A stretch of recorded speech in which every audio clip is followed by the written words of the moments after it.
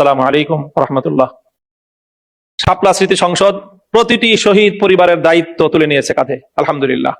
বিগত 2 বছরে শাপলার এমন কোন শহীদ পরিবার নেই যেই পরিবারের যে কোনো সমস্যা সম্পর্কে আমরা অবহিত হতে পেরেছি, কিন্তু শাপলা স্মৃতি সংসদের কোনো দায়িত্বশীল সেই পরিবারের পাশে দাঁড়ায়নি। আমাদের জানা মতে এমন কোনো ঘটনা নাই। শাপলার শহীদের স্ত্রী অসুস্থ হয়েছেন, তার চিকিৎসার ব্যয়ভার, তার চিকিৎসার দায়িত্ব, সেজন্য দৌড়াদৌড়ি করার দায়িত্ব, যাবতীয় দায়িত্ব শাপলা স্মৃতি সংসদ গ্রহণ করেছে। আইসিইউ পর্যন্ত গিয়েছে, সেখান থেকে সেই রোগী সুস্থ হয়ে ফিরে এসেছেন, আবারও অসুস্থ হয়েছেন, ইন্তেকাল করেছেন, তার জানাজা, তার দাফন কাফন পর্যন্ত সর্বক্ষেত্রে শাপলা স্মৃতি সংসদের দায়িত্বশীলরা সরেজমিনে উপস্থিত থেকে কাজগুলোতে অংশগ্রহণ করেছেন। সম্মানিত উপস্থিতি, মেহমানবৃন্দ, উলামা ইকরাম, আলোচক এবং উপস্থিতি অডিয়েন্স, আমরা আমাদের আজকের এই আয়োজনের 2টি পর্ব সম্পন্ন করে এখন 3য় পর্ব আয়োজন করব। সময় খুবই অল্প আমাদের হাতে। আমাদের সামনে এখন একটা প্রামাণ্য চিত্র প্রদর্শনী হবে। শাপলার ঘটনা নিয়ে, যেহেতু তৎকালীন সময়কার বাংলাদেশের রাষ্ট্রযন্ত্র এবং তার সর্বোচ্চ নীতি নির্ধারণী ব্যক্তি রাষ্ট্রের সবচেয়ে গুরুত্বপূর্ণ জায়গা জাতীয় সংসদে দাঁড়িয়ে স্পষ্ট ভাষায় অস্বীকার করেছে যে শাপলা চত্বরে কোনো হত্যাকাণ্ড সংঘটিত হয়নি। 1 নম্বর দাবি ছিল তার। 2 নম্বর দাবি ছিল সেখানে কোনো গোলাগুলি হয় নাই, 2 নম্বর। 3 নম্বর দাবি ছিল সেখানে গায়ে রং মেখে শুয়েছিল মানুষ। পুলিশ ডাক দেওয়ার সাথে সাথে সেই রং মাখা মানুষগুলো সেখান থেকে দৌড়ে পালিয়েছে। ইতিহাসের জঘন্যতম 3 মিথ্যাচার এই বাংলাদেশের সর্বোচ্চ দায়িত্বশীল ব্যক্তি সবচেয়ে গুরুত্বপূর্ণ জায়গায় দাঁড়িয়ে জাতীয় সংসদে এই বক্তব্য রেখেছে, এবং তার সেই বক্তব্যকে প্রতিষ্ঠিত করার জন্য হলুদ সাংবাদিকতার নির্লজ্জ প্রদর্শনীর মাধ্যমে বাংলাদেশে সেটাকে প্রতিষ্ঠিত করার, আন্তর্জাতিক অঙ্গনে এই মিথ্যাচারকে প্রতিষ্ঠিত করে শাপলার শহীদদের রক্তের দাগ মুছে দেওয়ার পায়তারা চালানো হয়েছিল। তাই বাংলাদেশে যারা সত্যকামী, সত্যপন্থী, যারা ন্যায়পরায়ণ, তাদের ঐতিহাসিক দায়িত্ব এই রাষ্ট্রীয় মিথ্যাচারকে যথাযোগ্য প্রমাণের মাধ্যমে জাতীয় এবং আন্তর্জাতিক অঙ্গনে মিথ্যা প্রমাণ করে সত্যকে উদ্ভাসিত করা, সত্যকে প্রতিষ্ঠিত করা।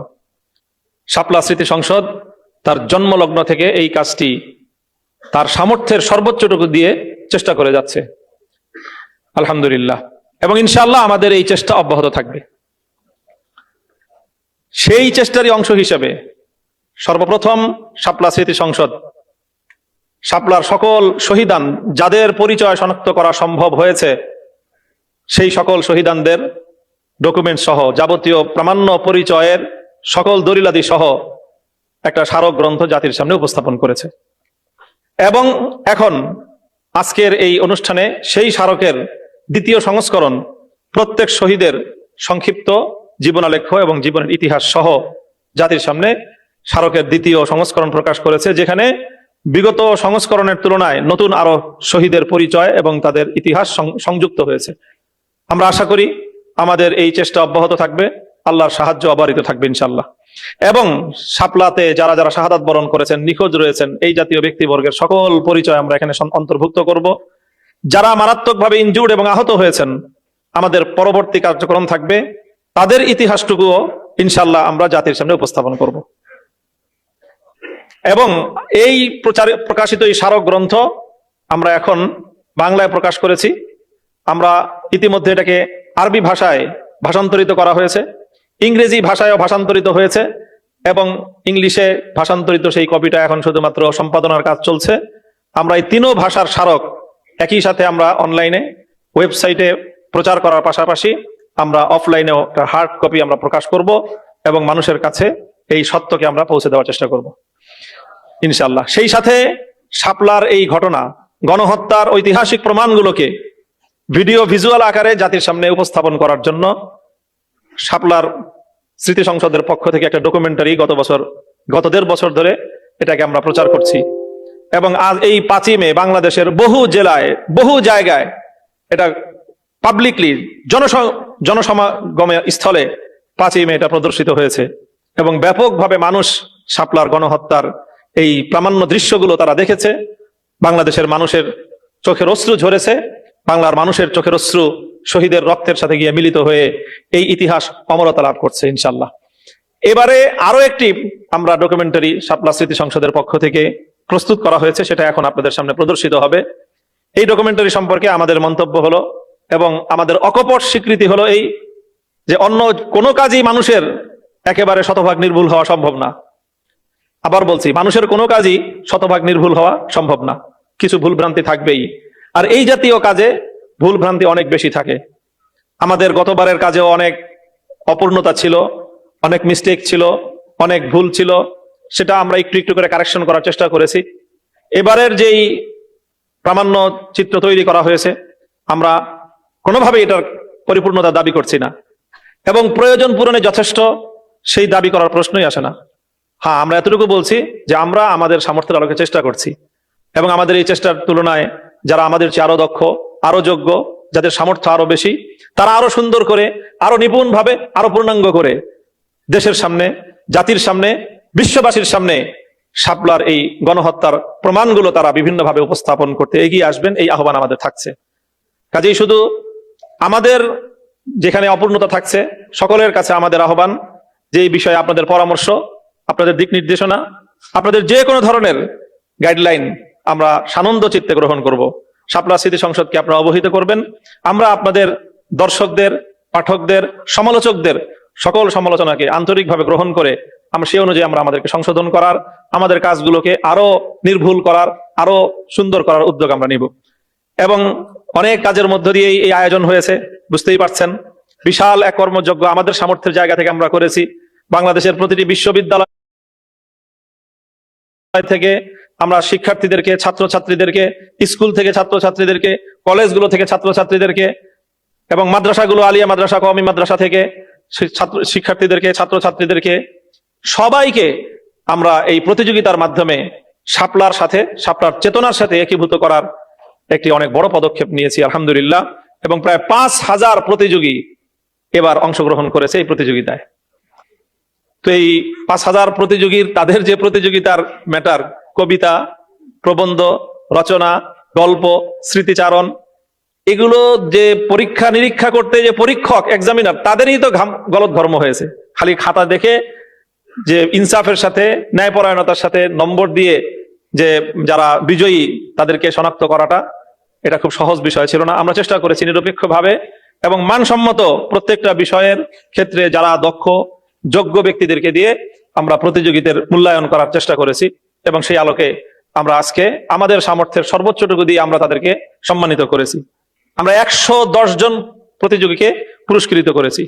এর মধ্যে বড় ধরনের পুরস্কার ছিল 70টি। এই 70টির মধ্যে সর্বনিম্ন পুরস্কার ছিল 10,000 টাকা। এবার উপরের গুলো চিন্তা করতে পারেন। এবং আলহামদুলিল্লাহ প্রায় 20 লক্ষাধিক টাকার সামগ্রিক আয়োজন, পুরস্কার এখানে বিতরণ করা হয়েছে। তো এরপরে শাপলা স্মৃতি সংসদ প্রতিটি শহীদ পরিবারের দায়িত্ব তুলে নিয়েছে কাঁধে আলহামদুলিল্লাহ। বিগত 2 বছরে শাপলার এমন কোন শহীদ পরিবার নেই যেই পরিবারের যে কোনো সমস্যা সম্পর্কে আমরা অবহিত হতে পেরেছি কিন্তু শাপলা স্মৃতি সংসদের কোনো দায়িত্বশীল সেই পরিবারের পাশে দাঁড়ায়নি। আমাদের জানা মতে এমন কোনো ঘটনা নাই। শাপলার শহীদের স্ত্রী আহত হয়েছে, অসুস্থ হয়েছেন, তার চিকিৎসার ব্যয়ভার, তার চিকিৎসার দায়িত্ব, সেজন্য দৌড়দৌড়ি করার দায়িত্ব, যাবতীয় দায়িত্ব শাপলা স্মৃতি সংসদ গ্রহণ করেছে। আইসিইউ পর্যন্ত গিয়েছে, সেখান থেকে সেই রোগী সুস্থ হয়ে ফিরে এসেছেন, আবারও অসুস্থ হয়েছেন, ইন্তেকাল করেছেন, তার জানাজা, তার দাফন কাফন পর্যন্ত সর্বক্ষেত্রে শাপলা স্মৃতি সংসদের দায়িত্বশীলরা সরেজমিনে উপস্থিত থেকে কাজগুলোতে অংশগ্রহণ করেছেন। যতজন আহত শাপলার ঘটনায় রয়েছেন, শাপলা এবং 2021 সালের মোদী বিরোধী আন্দোলনে, প্রতিটি আহত ভাই বোনের পাশে শাপলা স্মৃতি সংসদ তার সামর্থ্যের সবটুকু নিয়ে দাঁড়িয়েছে। এবং আমরা ঘোষণা করছি যে শাপলা 13 সালের শহীদ এবং আহত, তাদের যতদিন আমাদের সামর্থ্য আল্লাহ যতটুকু দান করেন, সর্বোচ্চ সামর্থ্য নিয়ে তাদের যে কোনো বিষয়ে আমরা তাদের পাশে আছি। এই শহীদদের অথবা আহতদের সন্তানদের পড়ালেখার দায়িত্ব, তাদের পড়ালেখার জন্য যতটুকু ব্যবস্থাপনা আমাদের পক্ষে সম্ভব সেই কার্যক্রমও শাপলা স্মৃতি সংসদ পরিচালনা করছে। এই জন্য শাপলা স্মৃতি সংসদ একটা শাপলা শহীদ গার্ডিয়ানস ফোরাম করেছিল। সেটার কার্যক্রম অনেক বেশি অগ্রসর হয় নাই। আজকের উপলক্ষে আমি আপনাদেরকে জানাচ্ছি, যদি কেউ চান শাপলা শহীদ গার্ডিয়ানস ফোরামের সদস্য হয়ে শহীদ পরিবারদের অভিভাবকত্বে গ্রহণ করতে আপনি অংশগ্রহণ করবেন, ওয়েলকাম। শাপলা স্মৃতি সংসদের গার্ডিয়ানস ফোরামের একজন মেম্বার হয়ে আপনিও এই প্রায় 85টি পরিবার, শহীদ পরিবার, 85টি শহীদ পরিবার, এর মধ্যে অনেকেই আছেন যে অর্থনৈতিকভাবে তারা প্রতিষ্ঠিত, তাদের কোনো সহযোগিতার দরকার নাই, কিন্তু 60-এর ঊর্ধ্বে পরিবার এমন আছেন যাদের আর্থিকভাবে অসঙ্গতি আছে এবং তাদের অভিভাবকত্বের প্রয়োজন রয়েছে। এই শাপলা শহীদ গার্ডিয়ানস ফোরাম গঠন করে এই সকল প্রায় 60টির অধিক পরিবারের যাবতীয় দায়িত্ব গ্রহণ করার জন্য এটা আমরা বাংলাদেশের ধর্মপ্রাণ এবং দেশপ্রেমিক মানুষকে আমরা আহ্বান জানাচ্ছি, আপনারা এই গার্ডিয়ানস ফোরামে অংশগ্রহণ করে আপনারা নিজেরা যাবতীয় কার্যক্রম পরিচালনা করেন, স্বচ্ছতার সাথে আপনারা দায়িত্ব নিয়ে কার্যক্রম পরিচালনা করেন। শাপলা স্মৃতি সংসদ শুধু আপনাদের মধ্যে শহীদ পরিবারদের সাথে আপনাদের যোগাযোগের সেতু বন্ধনের কাজ করবে ইনশাআল্লাহ। আল্লাহ পাক আপনাদের সকলকে উত্তম বিনিময় দান করুন। এখন আমাদের এই ডকুমেন্টারিটি প্রদর্শিত হবে। এই ডকুমেন্টারি প্রদর্শনীর ক্ষেত্রে বলছি, এটা পূর্ণাঙ্গ না, এটার মধ্যে এখনই আমরা আরো কারেকশন করব, আরো সম্পাদনা করব। আপনাদের যদি কারো কোনো বিষয় অসঙ্গতিপূর্ণ মনে হয়, বিশেষ কোনো পরামর্শ থাকে, লিখিত আকারে হোক অথবা শাপলা স্মৃতি সংসদের অফিসে যোগাযোগের মাধ্যমে হোক, আপনাদের মূল্যবান দিক নির্দেশনা, পরামর্শ এবং গাইডেন্স গুলো দিবেন। আমরা সেই আলোকে ইনশাল্লাহ আগামী দিনে আমাদের পথ চলাটাকে আরেকটু নির্ভুল করার প্রয়াস চালাবো ইনশাআল্লাহুল আজিজ। আল্লাহ পাক রব্বুল আলামিন সকলকে কবুল করুন। আজকের এই আমন্ত্রণে অনেকে আমরা দাওয়াত দিয়েছিলাম, অনেকে দাওয়াত কবুল করেছিলেন আন্তরিকভাবে, হয়তো ব্যস্ততার কারণে অনেকে আসতে পারেননি। আমরা যারা ব্যস্ততার কারণে আসতে পারেননি তাদের সেই আন্তরিকতাটুকুর জন্য আমরা তাদেরকে ধন্যবাদ জানাচ্ছি। যারা উপস্থিত হয়েছেন তাদেরকে আরো শুকরিয়া জানাচ্ছি। অনেকে উপস্থিত হয়ে সময়ের একটু এদিক সেদিকের কারণে বক্তব্য দিতে পারেননি। আমাদের মাওলানা রেজাউল করিম আবরার ভাই হঠাৎ করেই কোনো দুঃসংবাদে উনি চলে গিয়েছেন, হলে মাগরিবের পরে তার বক্তব্য দেওয়ার কথা ছিল, একটা প্রতিনিধিত্বশীল বক্তব্য আমরা আশা করেছিলাম। তো তিনি এসেছেন এবং আমাদের সাথে শাপলা স্মৃতি সংসদের সাথে সংহতি প্রকাশ করেছেন, সেজন্য আমরা তাকে এবং তার অঙ্গনকেও ধন্যবাদ জানাই। আমরা সকলকে নিয়ে একসাথে বাংলাদেশে ইসলাম এবং দেশপ্রেমের পথে সামনে অগ্রসর হতে চাই।